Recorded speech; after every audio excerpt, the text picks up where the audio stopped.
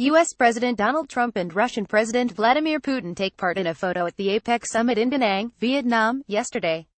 Photo Reuters. Donald Trump launched a blistering attack on chronic trade abuses yesterday, warning an audience of world leaders at a summit in Vietnam that he will always put America first. He also resumed his tough talk on North Korea as he sought to rally Asia-Pacific nations into confronting the twisted fantasies of leader Kim Jong-un. And he came face-to-face with Vladimir Putin, the Russian president, as the pair shook hands and exchanged words during a photo opportunity. Mr. Trump was at the Asia-Pacific Economic Cooperation APEC summit in Da Nang after arriving from China, where he had softened his tone on trade in North Korea. But speaking to a gathering of chief executives, Mr. Trump re-adopted a tough line as he said America will not be taken advantage of any longer with unequal trade policies. We can no longer tolerate these chronic trade abuses and we will not tolerate them, Mr. Trump said. He went on, from this day forward, we will compete on a fair and equal basis. We are not going to let the United States be taken advantage of anymore. I am always going to put America first the same way that I expect all of you to put your countries first.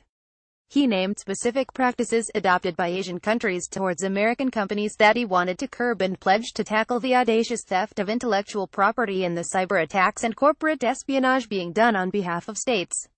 We will encourage all nations to speak out loudly when the principles of fairness and reciprocity are violated, Mr. Trump said.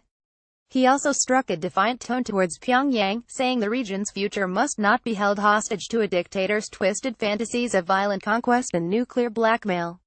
During his China trip, he called on the North to make a deal, but also urged China and Russia to increase their efforts in rein in Pyongyang. But in Vietnam, he reverted to the more direct language he used in South Korea earlier. Every single step the North Korea regime takes towards more weapons is a step it takes into greater and greater danger, he said. Mr. Trump's much-anticipated meeting with Mr. Putin appeared in doubt amid suggestions the pair would not have time for a one-to-one meeting. The U.S. president has been dogged by claims his election campaign colluded with the Kremlin, with 3 former aides being handed criminal charges in the last fortnight.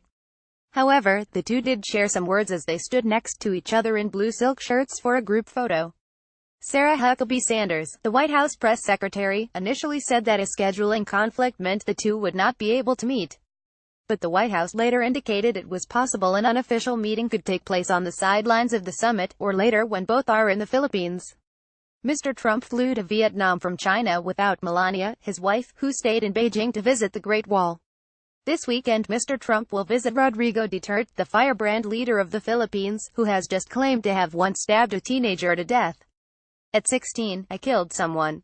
We fought and I stabbed him, he told an audience of Filipino expats on the margins of the APEC summit.